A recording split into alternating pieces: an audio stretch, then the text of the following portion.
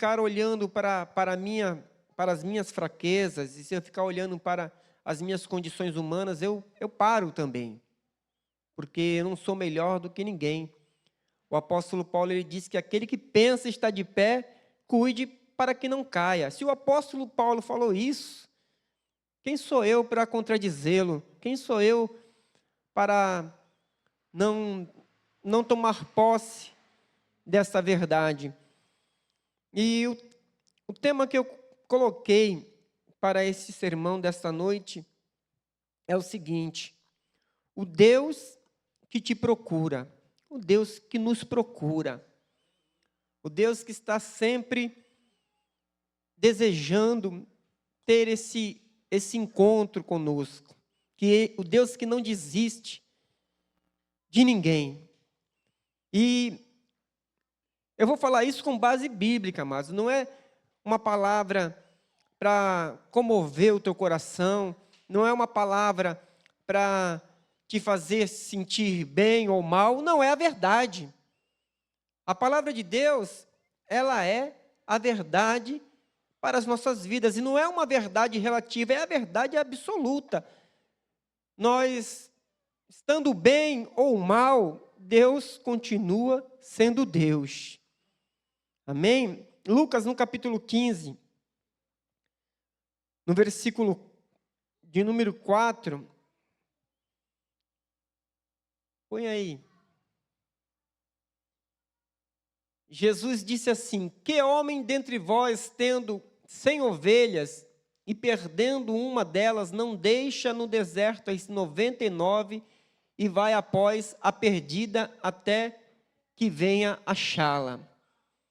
Amém? Só esse versículo aí, por enquanto. Então, Jesus está dizendo que não existe, né, ele trazendo, é claro, o contexto da época, um contexto onde a vida ali era mais uma vida, né, no campo, onde havia muitos pastores, e a rotina dos pastores era cuidar daquelas ovelhas, e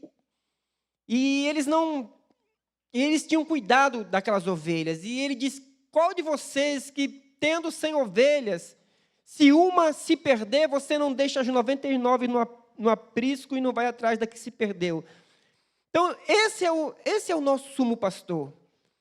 É o pastor que tem cuidado com as nossas vidas. É um pastor que nos ama.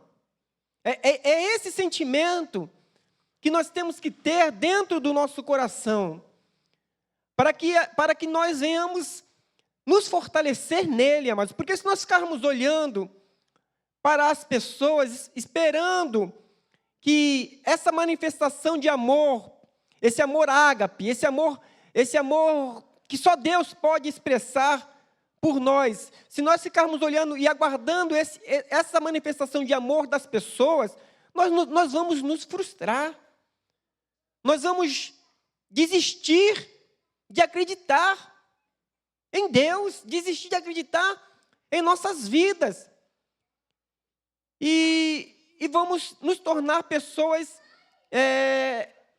que se escondem, pessoas que se isolam. E Deus não quer isso para cada um de nós. Deus, Ele nos criou para sermos seres relacionais, seres que vivam em comunhão uns com os outros. E aquela ovelha que havia se perdido, aquela ovelha que havia, por algum motivo, a Bíblia não relata, enfim, ela não estava participando do aprisco, Jesus foi buscá-la, porque ele queria aquela ovelha junto com as demais. Porque é o que Deus espera de cada um de nós, amado. Deus não quer ver você, Deus não quer ver ninguém com sentimento de ninguém me ama, ninguém me quer, eu não sirvo para nada. Não, você é importante para Deus. Você é especial para Deus. Não se esqueça que Deus enviou Jesus Cristo ao mundo para salvar a tua alma também. Não foi só a minha, ou do teu irmão, ou do irmão que está ao teu lado. Foi para salvar a tua também. E uma das das maiores que a Bíblia deixa isso como exemplo, para que nós não venhamos nos esquecer desse amor, é o que está no livro de Isaías, Isaías 49, e o versículo 15, pode colocar aí. Ele coloca esse amor dele em comparação em um amor de uma mãe. Quem é mãe aqui, você pode falar por você mesmo. Eu acredito que você faz tudo pelos seus filhos. Não faz? Faz, Érica? Você faz. Qualquer mãe faz. Mas Isaías diz assim: porventura pode uma mulher esquecer tanto do seu filho que o cria, que não se compadeça dele, do filho do seu ventre? Ele é uma pergunta: pode isso acontecer? Pode. Às vezes acontece, por incrível que pareça, acontece. E como nós ficamos quando nós vemos um pai e uma mãe negligenciando o filho, não fazendo nada para que o filho venha a ser abençoado, ou protegido, ou guardado? Nós nos escandalizamos, porque infelizmente pode acontecer. Mas a Bíblia diz assim: mas ainda que esta se esquecesse dele, contudo, não me esquecerei de ti. Ainda que uma mãe, ela venha se esquecer do filho, ainda que isso aconteça, porque não é normal, não é a regra, isso é uma exceção das exceções, que são pouquíssimos os casos, que infelizmente a palavra de Deus ela vai se cumprindo, que por se multiplicar a iniquidade, o amor das pessoas iriam se esfriar. Tem acontecido. Mas Deus, ele não se esquece. Deus não se esquece de mim, Deus não se esquece de você, Deus não te desampara, Deus não deixa de te proteger, Deus não deixa de manifestar o amor dele cada dia por você, porque a Bíblia, ela diz que as misericórdias do Senhor são as causas de não sermos consumidos, e as misericórdias do Senhor, elas se renovam a cada manhã, sobre a minha e sobre a tua vida. Se nós estamos de pé hoje, se você conseguiu chegar até aqui hoje, não é porque você é queridinha de Deus, é por causa da misericórdia de Deus. Não é porque eu sou o amado de Deus, não somente isso, eu sei que eu sou, eu sei que você é, mas é pela misericórdia de Deus e pela graça de Deus, porque o que nós merecemos, amados, o que nós merecemos é a morte. Porque a Bíblia diz que o salário do pecado é a morte. E nós somos pecadores. Porque aquele que diz que não tem pecado, já está pecando porque é mentiroso. Então o que nós merecemos? É a morte. Mas Deus enviou um para morrer por mim e por você. E a morte dele na cruz do Calvário é o que nos justifica, porque Deus, quando olha para o meu pecado, Deus, quando olha para o teu pecado, Ele vê Jesus Cristo na cruz do Calvário, Ele vê o sangue de Cristo sendo derramado, mas Ele vê você acreditando nisso, Ele vê você reconhecendo isso. Não, meu filho creu, minha filha acredita. Então, se Jesus Cristo não desistiu, Jesus Cristo não desistiu de mim e de você. Jesus Cristo não desistiu. No Getsêmani, a Bíblia diz que ele, em agonia, porque ele sabia o que iria acontecer, ele sabia que estava chegando o momento de se cumprir o objetivo, o propósito para qual ele veio nessa terra. Ele falou: Senhor, se possível, afasta de mim esse cálice. Mas ele pensou e falou: não, seja feita a tua vontade. Amados, Jesus Cristo morreu.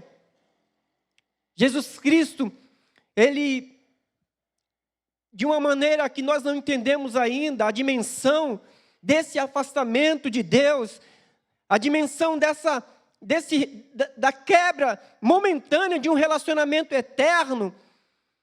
Jesus Cristo fez isso por mim e por você, para que hoje nós pudéssemos ter uma vida abençoada.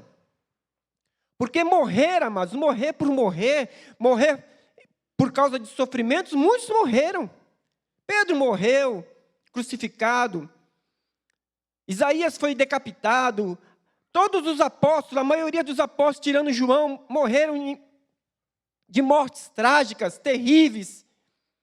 Mas só Jesus Cristo experimentou uma coisa que ele nunca tinha experimentado: o afastamento do Pai dele.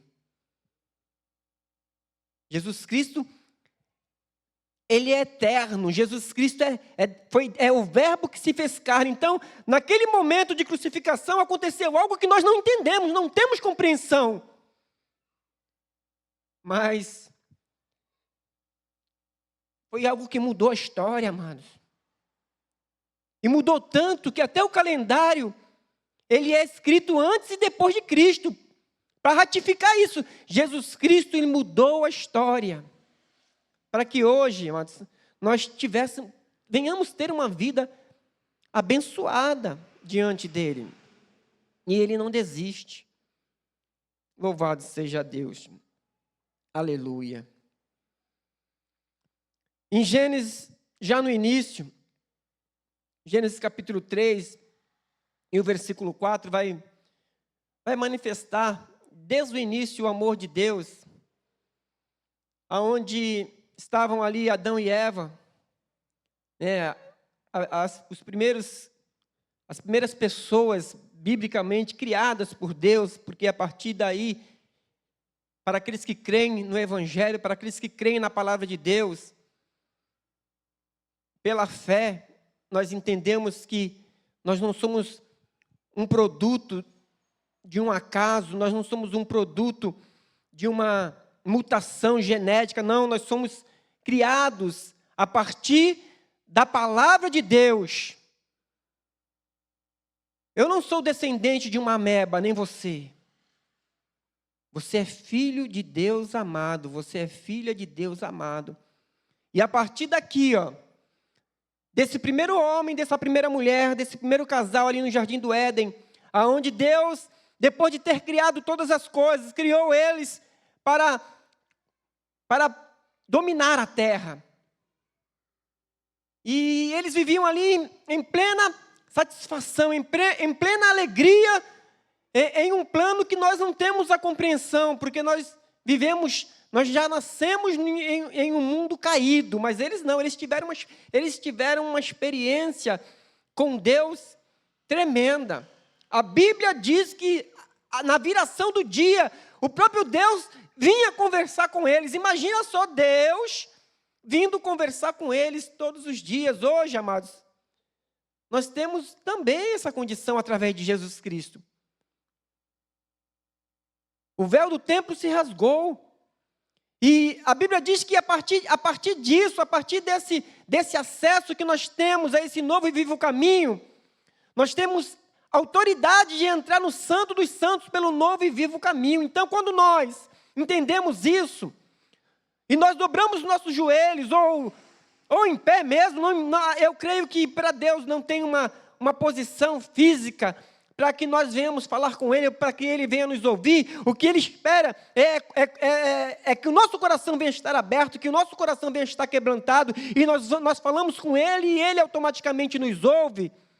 Mas isso, pela fé. Mas Adão e Eva não. Adão e Eva, eles não precisavam de ter fé. Porque fé precisa a gente que não teve experiência. Eles não, eles tiveram uma experiência, eles nasceram já de um milagre. Então eles não precisavam ter fé, porque eles viam Deus todo dia. Mas de repente, apareceu um personagem no meio deles que conseguiu sabotar ali o plano de Deus, o projeto de Deus. Então a serpente disse à mulher: certamente não morrerás.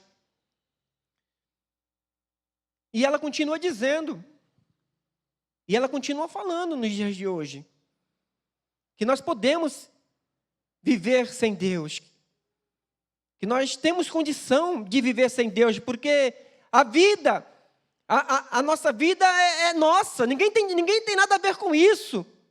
Como dizem, meu corpo, minhas regras. Amém, com certeza.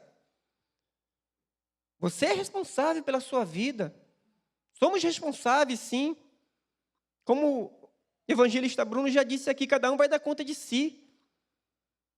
Mas nós sabemos que um dia teremos que prestar conta, que um dia todo joelho vai se dobrar. E como eu já sei o fim do filme, amados, eu já sei o fim da história, por que eu não tomo uma decisão e não peço para que Deus me ajude a fazer e a viver de maneira que Ele espera que eu venha viver? Aleluia. Mudei o versículo 5 aí.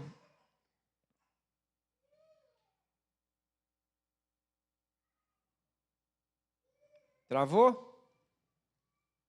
Então vou por aqui mesmo. Porque Deus sabe que no dia que dele comerdes, se abrirão os vossos olhos, sereis como Deus, sabendo o bem e o mal. A serpente dizendo para ela, né? E viu a mulher que aquela árvore era boa para se comer e agradável aos olhos, árvore desejável para dar entendimento. Tomou do seu fruto e comeu, e deu também ao seu marido, e ele comeu com ela. Aí, a partir daí, aonde começou a ruína, né? Do gênero humano. Porque eles conheciam, eles sabiam que eles não poderiam ter tomado aquela atitude. O interessante, amados, é perceber e ver que eles estavam cercados de bênção, E a árvore do conhecimento não estava cercada, não tinha nenhuma proteção ali. Porque Deus poderia isolar a árvore. Deus poderia deixar um muro para que eles não tivessem acesso. Não, Deus deixou ali. Deus simplesmente falou, olha, de tudo que está no jardim vocês podem fazer bom uso, vocês podem comer, é tudo de vocês, mas essa árvore aqui, ó, que está no meio do jardim, não coma dela, porque se comer, vocês vão sofrer. Só que a árvore Deus deixou ali. Você entende, amados? Deus, Ele não é um Deus manipulador. Deus não é um Deus que fica nos privando de tomar decisões. Não, Ele deixa que nós venhamos tomar decisões, só que Ele procura nos orientar, nos falar, nos avisar, para que o mérito da decisão não venha a ser dele, venha a ser nossa.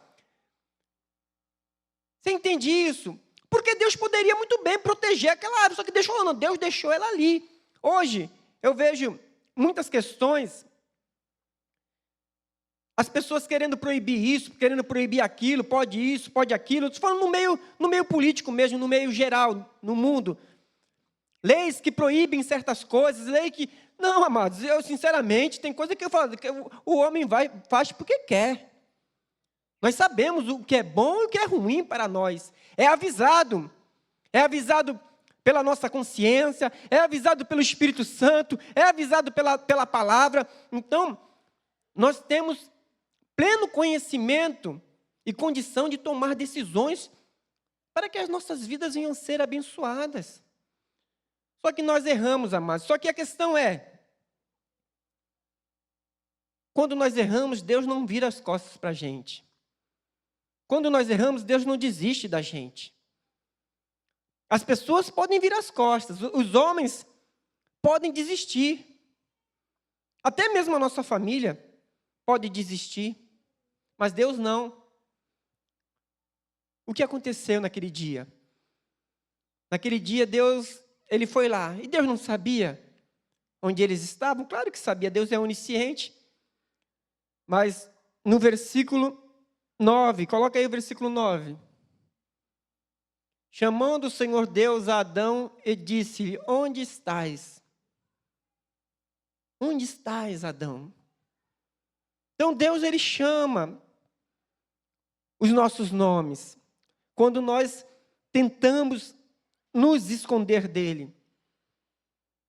Deus chama. Eu posso imaginar, amados, Deus, mesmo sabendo aonde eles estavam, Deus dando uma oportunidade para que eles viessem por conta própria, para que eles refletissem sobre as suas vidas e se apresentassem ali. Mas eu posso imaginar Deus andando pelo jardim e gritando: Adão, Eva, cadê vocês? E Deus andando pelo jardim: Adão, Eva, cadê vocês? E Deus entrando no meio de umas árvores, no meio de um pomar, e sabendo que eles estavam escondidos em um cantinho ali. E esse Deus, ele grita todo dia pelo meu e pelo teu nome. Todo dia quando nós estamos tristes, todo dia quando nós estamos desanimados, aflitos, que os problemas da nossa vêm sobre nós, que nós não entendemos, que nós não compreendemos, Deus grita pelo meu e pelo seu nome. E Ele espera somente que venhamos falar como Isaías falou: eis-me aqui, Senhor. Eu estou aqui. Então, amados, ouça a voz de Deus chamando pelo teu nome. Imagina agora, fecha os teus olhos, imagina Deus chamando o teu nome. Eu imagino Deus chamando o meu nome. Eu imagino. E eu quero ter forças para correr para Ele. Eu quero ter forças para quebrar as algemas, as correntes, que me aprisiona, que me puxa para baixo, que me puxa para trás, para correr na direção dEle. Porque a primeira coisa que nós queremos fazer quando nos achamos sem direção, nos achamos sem esperança, é tentar resolver os nossos problemas com as nossas forças, com as nossas condições. Foi isso que eles fizeram. Eles pegaram folhas de parreiras e tentaram cobrir, a sua vergonha, porque eles andavam nus e para eles não era problema nenhum, mas depois a maldade entrou, a malícia entrou, eles viram e se esconderam e tentaram se cobrir. E não deu certo, amados. Entenda uma coisa, não vai dar certo. Não vai dar certo nós fazermos as coisas por nós mesmos. Jesus disse: sem mim nada podereis fazer. Sem mim nada podereis fazer. E eu me alegro nisso, amados. Sabe por que eu me alegro nisso? Porque eu não consigo fazer sem Ele. Então eu não me culpo. Como Paulo diz, eu a mim mesmo não me julgo, porque quem me julga é o Senhor. Porque se eu ficar me julgando, eu vou me condenar. Só que Deus não me chamou, não me deu condição para me julgar, para que eu me justifique ou para que eu me condene, porque Ele é o meu juiz e o meu advogado. Eu somente busco estar de pé. Como Paulo diz, uma coisa faço, esquecendo-me das coisas que para trás ficam. Esquecendo-me das coisas que para trás ficam, prossigo para o alvo, pelo prêmio da soberana vocação de Deus em Cristo Jesus. Então, amados, o meu passado, eu tenho que me lembrar dele com gratidão e aprender com ele, mas o meu alvo, o nosso alvo é o agora. Este é o dia que nos preparou o Senhor, nos alegremos nele, e o amanhã a Deus pertence. Então eu tenho que viver para isso, viver o hoje, viver o momento. Hoje eu estou aqui com vocês, hoje eu estou revendo pessoas que eu amo, e eu glorifico a Deus. Hoje pode ser o último culto e eu me alegro nisso, e amanhã só Deus sabe, amados. Mas hoje eu tenho condição de chegar diante de Deus e falar: Senhor, tem misericórdia de mim, me ajuda a continuar, porque eu sei que Ele não desiste, e eu sei que dEle eu não tenho como me esconder, eu não tenho para onde fugir da presença dEle. Aleluia, coloca aí, Salmo 139, versículo 7. Não temos, amados, não adianta, não pensa que eu, que nós vamos nos esconder de Deus. Ele sabe. Para onde me irei do teu espírito? Para onde fugirei da tua face? Se subir ao céu, lá tu estás. Se fizer no inferno a minha cama, eis que tu ali estás também. Se tomar as asas da alva, se habitar nas extremidades do mar, até ali a tua mão me guiará e a tua destra me susterá. Olha só, amados. Então você nunca esteve sozinho. Você nunca estará sozinho. Você nunca estará. Deus, Ele está te vendo. Deus, Ele está te guardando. Deus, Ele está te protegendo. Deus, Ele somente está aguardando um momento que o nosso coração ele venha se quebrantar. Um momento que o nosso coração venha reconhecer, né, racionalmente, não emocionalmente, mas racionalmente, sem Deus eu não sou nada, porque a emoção passa, amados, vontade passa. Esse é o grande problema da vontade, porque ela passa. Mas aquele que entende, aquele que sabe, e nós sabemos que sem Ele nós não somos nada, que sem Ele a nossa vida não é plena. A Bíblia diz que todas as coisas cooperam, todas as coisas contribuem para o bem daqueles que amam a Deus, que foram chamados segundo o seu propósito. Então, Deus está no controle de todas as coisas das nossas vidas. Aleluia. Coloca Jonas aí, Jonas 1, versículo 3. Mais um que Deus, Ele foi atrás.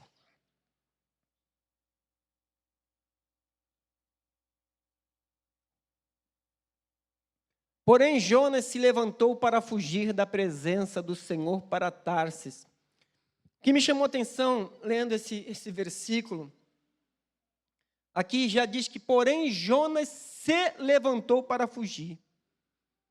Presta atenção aqui na leitura. Jonas se levantou para fugir.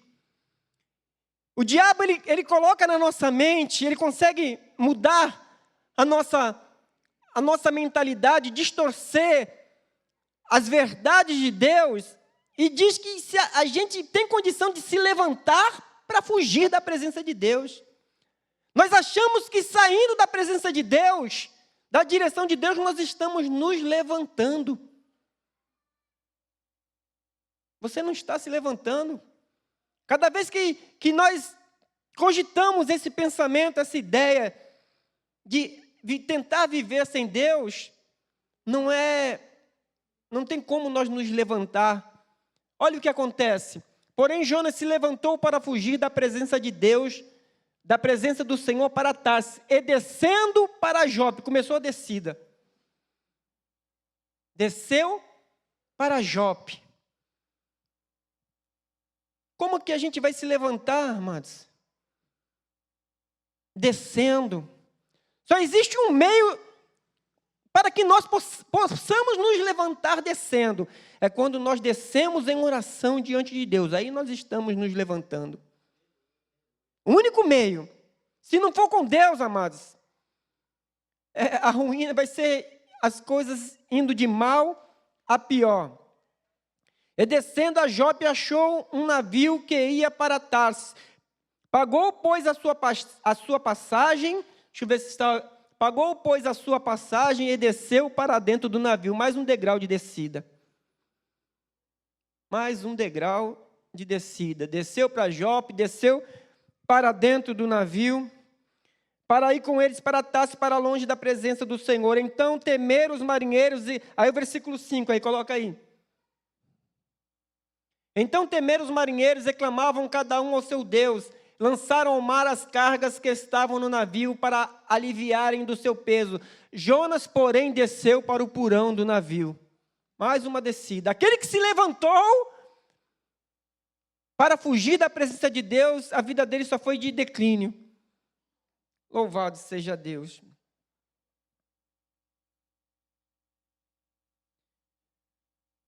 E depois aqui, ó.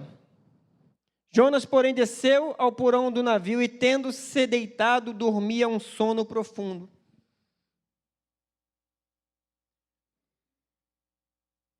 O O que acontece, amados, quando isso acontece conosco? E bem-aventurados somos nós quando isso acontece.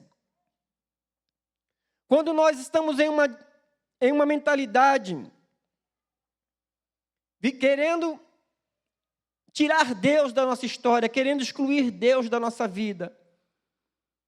Acontece isso, é só as coisas vão caminhando para uma condição que o fim dela é sofrimento. E glória a Deus por isso. Porque foi o que Deus permitiu que acontecesse na vida de Jonas. Deus lançou um grande vento, uma grande tempestade sobre aquele navio, e o fim da história nós sabemos que ele foi lançado no ventre do peixe, e depois lá no ventre do peixe ele orou a Deus, e Deus lançou ele novamente aonde ele deveria estar, e ali se cumpriu o propósito de Deus. Então, bem-aventurados somos nós, quando esses ventos vêm para nos despertar. Salmos 119, Salmos 119, versículo 67, fala sobre isso. Antes de ser afligido, andava errado, mas agora tenho guardado a tua palavra. Então, o salmista, ele reconhece isso. Davi reconheceu, amados, os seus erros. E quando que nós reconhecemos os nossos erros? Quando Deus fala conosco, amados. Quando Deus, Ele cria situação para falar conosco, e eu mesmo fico muito feliz. Quando Deus fala comigo, quando Deus levanta pessoas para falar comigo, quando Deus coloca pessoas no meu caminho para falar comigo, e eu preciso disso, eu oro muito, Senhor, fala comigo, eu não sei o que fazer, eu não sei para onde ir, eu quero uma direção, por favor, Senhor, fale comigo. E Deus, amado Deus, Ele fala para nos despertar. 2 Samuel capítulo 12, versículo 7, vai narrar essa passagem que aconteceu com Davi, porque Davi havia pecado, Davi, ele havia transgredido a lei, ele chamou o Urias, o soldado, para colocar na frente de uma guerra, para que ele morresse, para que ele ficasse com a mulher de Urias. Olha só, o rei todo-poderoso, o cara que tinha tudo, ele não precisava disso, mas o pecado entrou no coração dele. Só que Deus não desistiu dele.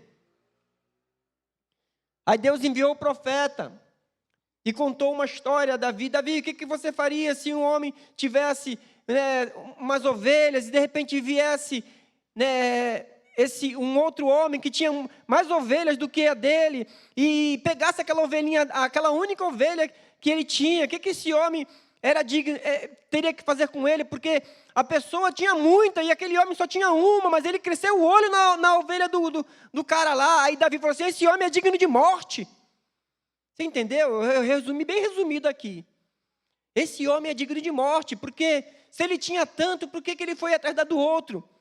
Aí Natã diz: então disse Natã a Davi: tu és este homem, assim diz o Senhor Deus de Israel, eu te ungi rei sobre Israel, eu te livrei das mãos de Saul, eu te dei a casa de teu senhor e as mulheres de teu senhor em teu seio, eu também te dei a casa de Israel e de Judá, e se isto é pouco, mais te acrescentaria tais e tais coisas. Olha só, irmãos, Deus falando para ele: eu te dei tudo. Por que você não se satisfez com aquilo que você tem?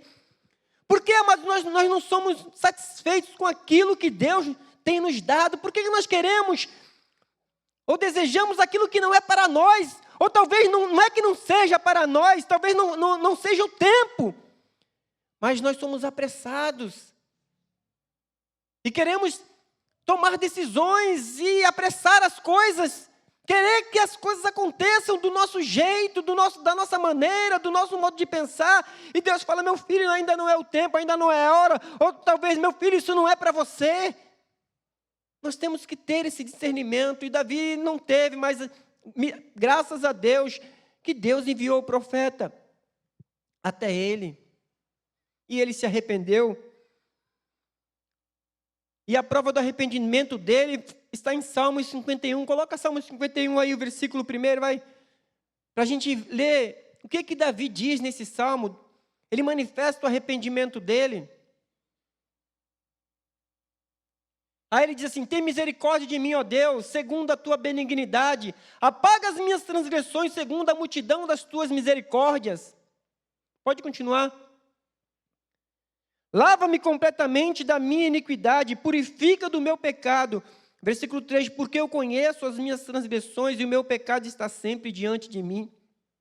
Esse versículo aqui, irmãos, é importante porque nós conhecemos. Nós sabemos onde nós erramos. Eu sei. Às vezes a gente não quer aceitar, mas eu sei onde eu erro. É difícil a gente dar o braço a torcer, reconhecer.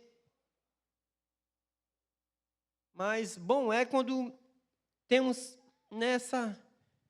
essa maturidade. Senhor, amém, eu reconheço.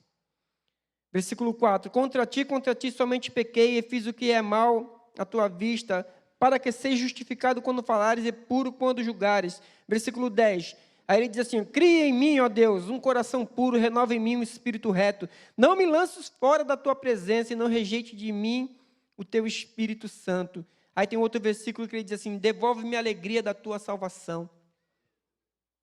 Porque o contexto deles, amados, a visão que eles tinham de Deus era uma visão muito diferente da nossa. A cultura deles era teológica mesmo, a vida deles era teocrática. Eles sabiam que Deus era o governador da vida deles. Eles viviam, esperando nisso. Eles não esperavam a prosperidade, eles não esperavam as conquistas em homens. Hoje, nós queremos olhar para homens e garantir a nossa segurança em homens. Mas eles não, eles sabiam que a proteção, a garantia da vida deles era Deus. Deus usava os homens para abençoar. Por isso que tem um salmo que diz que feliz é a nação onde Deus é o Senhor. Havia um rei ali, mas esse rei tinha que estar na direção de Deus. Se aquele rei não estivesse na direção de Deus, o povo perecia. Eles tinham essa consciência. E essa consciência nós temos que buscar, amados. E reconhecer que sem Deus nós não somos nada. Eu vou concluir aqui, porque nós vamos apresentar a criança. Louvado seja Deus. Mas eu quero que a gente saiba disso. Para concluir aqui, Lucas 15, versículo 20. Mais um que Deus usa de misericórdia.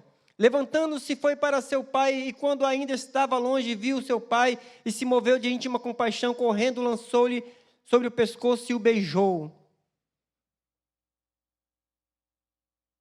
E o filho lhe disse: pai, pequei contra o céu e perante ti, e já não sou digno de ser chamado teu filho.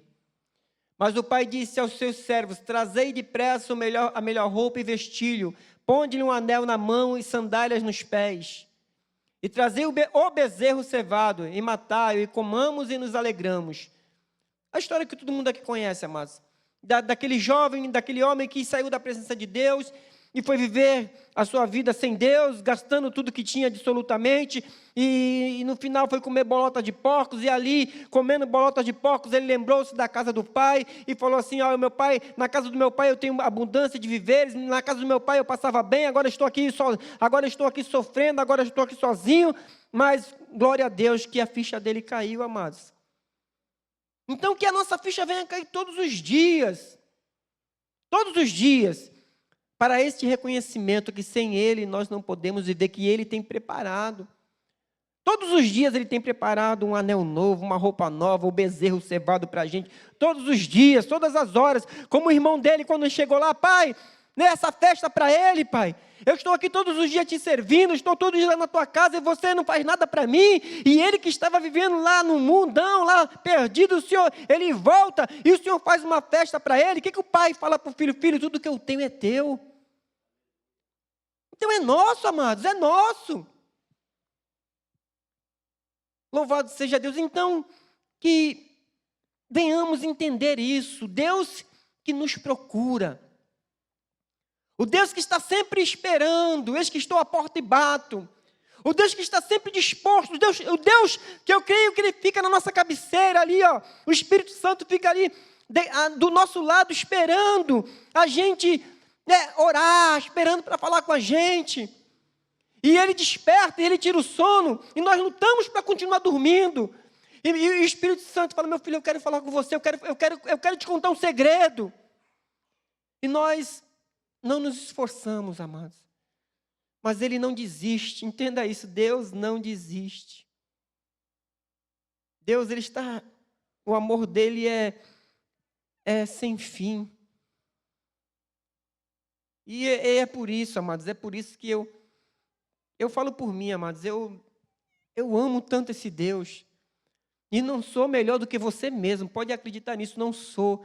Mas eu amo tanto esse Deus que eu peço para Ele todo dia: Senhor, me lava, me purifica, me limpa, arranca de mim tudo aquilo que eu sei que não é legal, eu sei que eu não devo pensar assim, eu sei que eu não devo agir assim, mas eu sou falho, mas tenha misericórdia de mim, me ajuda, me fortalece, me faz uma pessoa melhor, me faz um esposo melhor, me faz um pai melhor, me faz um pastor melhor, me faz um amigo melhor, porque eu sei que eu não sou nada disso.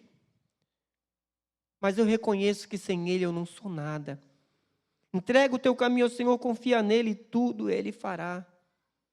Entrega, meu querido, meu amigo, você que está conosco aí, onde você estiver, não importa o local que você esteja, saiba de uma coisa: Jesus Cristo te ama, Jesus Cristo tem uma obra, tem um projeto na tua vida. Então, dobra o teu joelho aí onde você está, estenda as tuas mãos para o alto, entrega a tua vida a Ele, e Ele muda a tua história. Eu não quero nem saber aonde você está, eu sei de uma coisa, que aonde você está, Deus está também, porque Ele está contigo. Louvado seja Deus.